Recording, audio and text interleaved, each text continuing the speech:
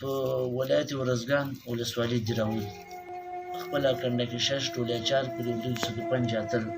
وظیفه وسیبه او په دراود ولسوالۍ کې مقیم دراود ولسوالۍ کې زمونږ خدمتي پراته وو کنډکي اول سره مو وظیفه اجرا کوله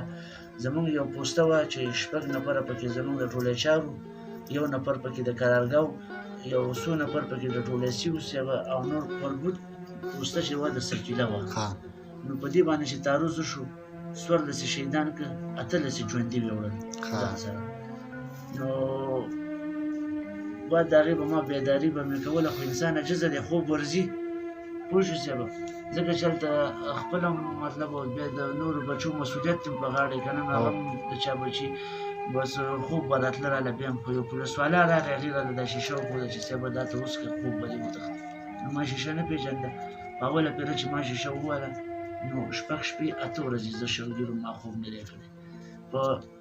اتمه په ورځ چې دا پولسوالا راغی دې بیا ما لږ دا پوډر وښوده چې دلته وڅښه چې خوب درشي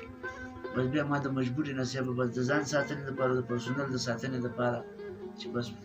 ماښام به مې نیمه دانه شیشه وړه غونډه شپه به بیدار وم علم چې ګزمه به م وه مغلې ټاور پیرداري به م وه خو بیا به ما دغه نه کړ زړه به مې خو بس لنډه را چې هغه وخت نه راغلی اوس ژوند تباه او برباد دی او دلته ناست دی اوس شپه ده کور پاتې بچي پاتې دی او هر څه پاتې دي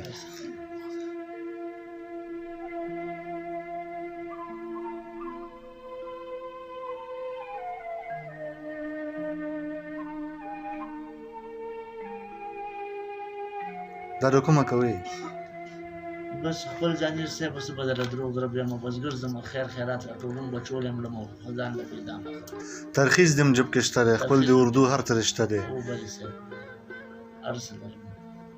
په دې حال شولې